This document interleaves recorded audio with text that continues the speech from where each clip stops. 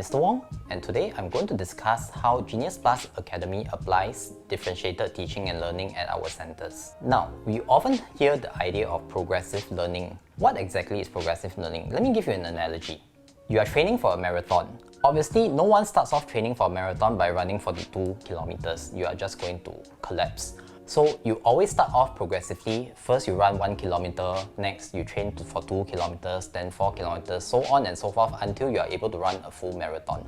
So that is the same idea that can be applied in learning mathematics. You must always start off with your basics. Once your basics are firm, you can move on to the more advanced concepts. And once you move on to more advanced concepts, you are going to be able to understand the advanced concepts better because you already have a strong foundation based on what you have done previously. Now, how is differentiated teaching done at Genius Plus Academy? Firstly, we focus on the group instruction component. When we are teaching students, we are able to figure out how different students learn differently, and therefore we teach the students based on what we think is best for the student in terms of their understanding ability. And then from there, we allow them to demonstrate and practice the concepts they are learned through the use of our topical workbooks. Now, our topical workbooks are actually segregated based on the difficulty levels. So for students whom we think are of a higher learning ability, we will make sure that they are stretched adequately and they do not get bored by assigning them questions that are more difficult than what the rest of the class will be doing. Whereas for students who are